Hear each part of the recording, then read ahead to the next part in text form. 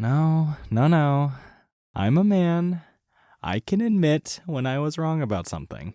So with all of the testosterone I ate for breakfast this morning while playing with my G.I. Joe Duke and Friends action figures, I have to get something off my chest. I thought Marcel the Shell with Shoes On was going to be one of the most vile, disgusting pieces of filmmaking that would make me sweat blood and shed tears of anger right there in the theater, surrounded by a cavalcade of children enjoying every second of its dripping, apathetic, and shallow cuteness.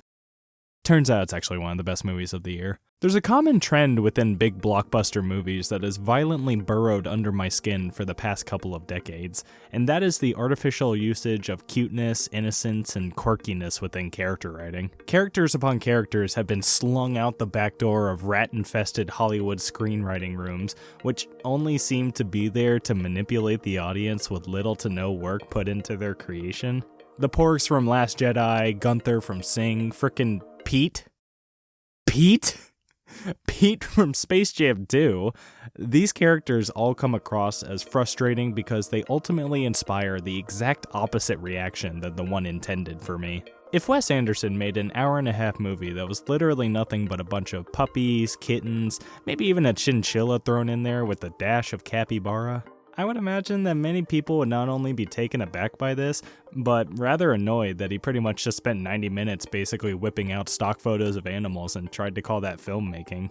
But no, it's incredibly cute! Look at the little coconut dog!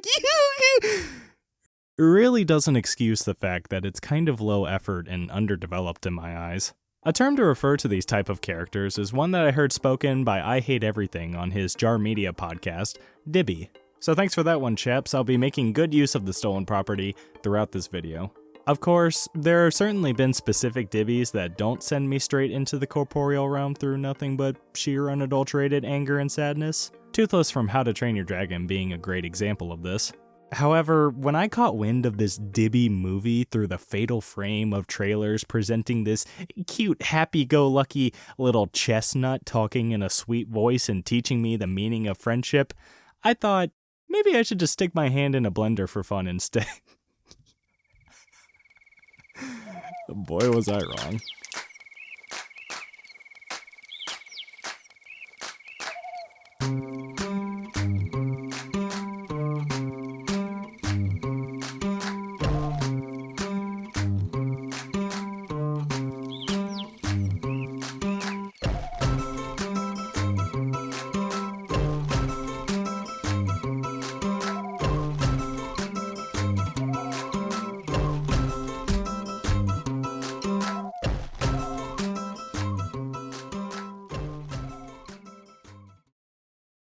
Marcel the Shell with Shoes On is a simplistic little story about a shell who lives with his grandmother after they were both separated from their family and community due to a tragic accident. And it is one of the most impressive feats of filmmaking to me because it completely subverted my expectations on what kind of experience I would have watching it. Marcel as a character is an incredibly quirky and optimistic little guy that is almost always saying or doing something heartwarming or even thought-provoking. Rather than being an annoying little nematode that makes me want to go to the beach and step on every sharp-edged shell on the sand instead of watching this movie, he's an endearing, sweet little dude that melts my cynical titanium heart right to its core. Of course, the stunning animation, bouncy, playful music, and heartwarming story chocked full of commentary and emotional resonance all really helped me to connect with the movie as well. But without Marcel, the white Air Force wearing shell, and the three qualities that make him so effective, the movie wouldn't be nearly as special.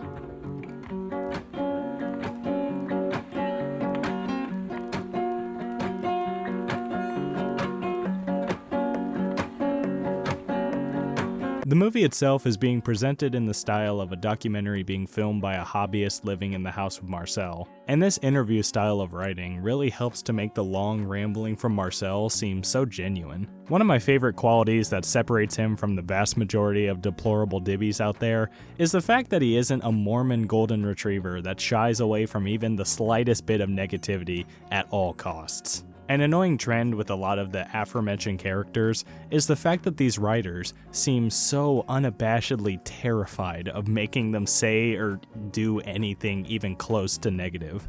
And while it is certainly possible to write these archetypes in a way that contrasts something else in the film effectively, they all end up being pretty tiresome with the lack of dimension you'd expect from a piece of paper cuddling with Dave because it got scared and couldn't sleep. Marcel the Sand Dollar, on the other hand, perfectly manages to evade this pitfall by being one step short of being banned off of League for typing slurs in the chat towards the Jinx that has serious room for debate on whether or not they even own a monitor. One of my favorite scenes within the movie consists of Marcel sitting down and remarking about certain members of his lost community to the cameraman. He talks about his parents, his music teacher, his classmates, and he is certainly not scared to chuck some knuckle sandwiches straight down the plate with some of the things he says about these people. Goodbye, Richard. You were the worst singer in our class, but I loved how you let me cut you in line. Goodbye, Anka. Your sense of timing is one of the worst. Damn, Anka, I'm glad you got separated, because I'd kill myself if I heard that one. Yeah, okay, no, I'm definitely being a bit facetious here, because the film is much more nuanced in the way it injects these slight hints of negativity into Marcel's dialogue than I'm implying. He doesn't just flat out tear down his friends, family, and peers in the way a much less subtle approach would. He merely pokes fun at these people's quirks and idiosyncrasies in a way that shows he has a genuine connection with them. The same way a group of friends would poke fun at someone for having NPC energy or hard sweating at every game they play on Discord. Neither of which apply to me, by the way. This type of dialogue helps immensely to distinguish Marcel from the vast majority of dibbies out there, making his optimistic, happy-go-lucky worldview that much more grounded. Marcel isn't shouting every line and pitching a gigantic neon sign saying, "Hey guys, look at how funny this line the writer wrote for me to say is," like some other examples. Instead, he comes across as an actual real-life person with their own little idiosyncrasies and quirks, like making fun of how one of his friends apparently sounded like two freight trains covered in chalkboards rubbing up against styrofoam whenever he sang in class. You know, wait, hold up. Speaking of those other examples, now that I think about it, there really is something wrong with Marcel. Hold on, just give me 1 second. Okay.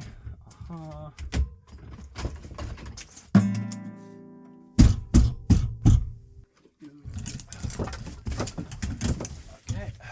Yep. Okay. Alrighty. Ah, there. Perfect. Now he's actually cute.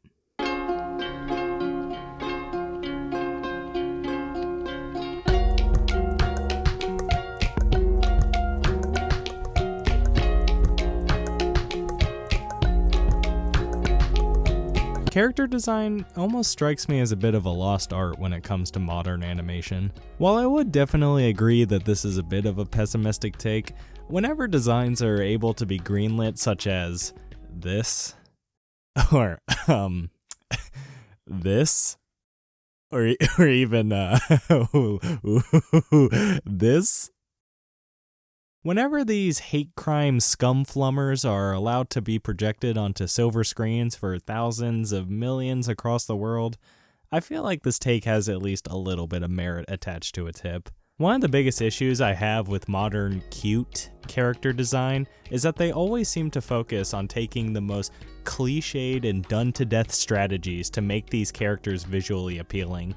The big, humongous, gargantuan eyes on Porgs, Pete, and even Mort from Madagascar have been a mainstay in animated media for a while now. Great examples being Tezuka anime, Bambi, or even Betty Boop Fleischer animation. So it's not exactly the freshest thing to bring to the Thanksgiving potluck. You know what won't make your Aunt Cindy passive-aggressively think you can't cook even after she's 15 beers in, though? Say it with me now, animation companies. Conceptual character design that communicates the character's personality. Very good. Here's a treat.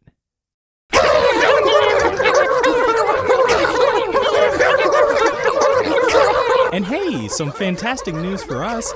Our delightful Dibby over here prominently displays this type of design like a Dibby of the Month award. While he's definitely still sporting the big eye, The fact that there is only one of them really helps to counteract the design overall.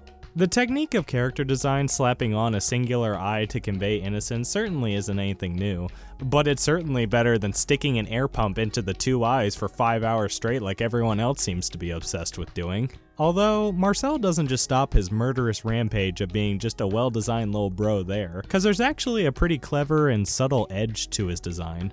Shells are mostly known for having two sides to them, a rounded end that seems harmless and comically large, and the sharper end that looks like it could do a little bit of damage if you tried. Marcel over here sports these exact same proportions, and this could be a stretch for sure, but the character writing I just talked about from the last section seems to somewhat emulate the dichotomy of these two sides. He's an endearing little fuzzball on one side that likes to love on people and just have a little giggle about the absurdity of human existence eating away at us day by day.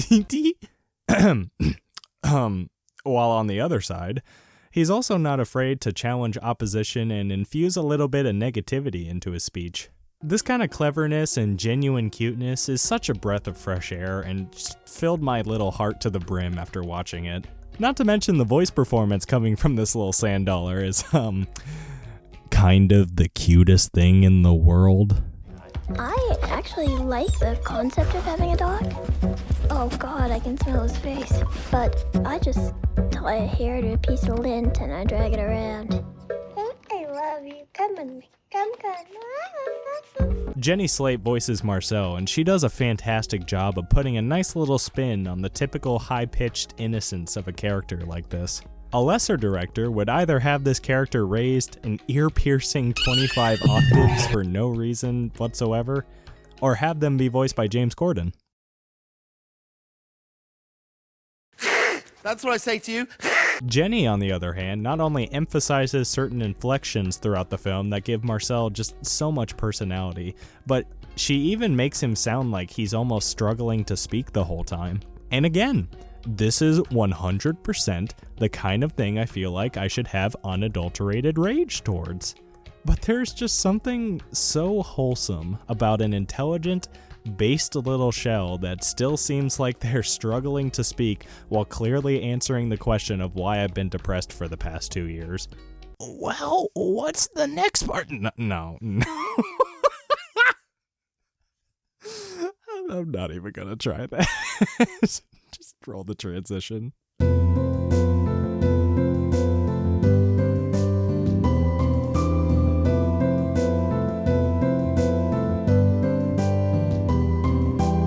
One of the absolute most annoying, most irritating, and most screaming at me to subscribe to your channel at the beginning of the video things that I hate about dibbies in modern animation is the habit to make them nothing but a shallow little punchline dispenser. Gunther has no character. Hen has no character. The yellow thing from Angry Birds has no character. Tomater has 0 character. The two funny birds from Rio have absolutely no character. Every single creature from Secret Life of Pets is nothing but a filthy little worm rot that serves no purpose in the story other than to make the audience go, aww. The biggest reason for many of these characters falling flat on their face in my eyes is due to how inconsequential they really are to the experience of the film. It seems as though many of them have nothing to their character other than quirky or funny. And while it may sometimes be enjoyable in the moment to sit back and take in the conveyor belt of goofs and gaffes that some of these characters very awkwardly churn out, I hardly ever look at this type of writing as a major standout aspect to the filmmaking. Something that is much more interesting and impactful to me is when a character's humor and their comedic personality is infused and matched with other parts of their personality. Marcel isn't just a little dweeb that rattles off the occasional funny joke every now and again. His actions, reactions, and quirky little idiosyncrasies are the funny part. Not only that, but he has some rather genuine character drama with the people around him, namely his grandmother. The two of them have spent a lot of alone time with each other, so they've naturally been able to form a rather close bond while caring for one another all these years. So much so that they're willing to disagree with one another in order to put the other's needs and wants first. So around the midpoint of the movie, Marcel gets freaking swatted. Not even joking, I'm pretty sure this is what happened after he got popular online. And this is the catalyst that causes Marcel's grandmother to get injured. Thankfully, she begins to start a speedy recovery after Marcel decides to look after her more, but things start to get a little dicey as the show 60 Minutes emails them wanting to do an interview with Marcel. And what's so fascinating about this specific plot beat is that both Marcel and his grandmother are using weaponized kindness pumped into an AK-47 drum mag to completely gun each other down like the filthy sand dollars they are. Marcel doesn't want to accept the request because he knows that having an entire TV crew around their house would be way too stressful for his grandmother during her recovery. While Grandma, being the big beefy Chad she is, says that she'll take on any sweaty and musty cameraman in order for Marcel to achieve his dreams of appearing on 60 Minutes like he's always wanted.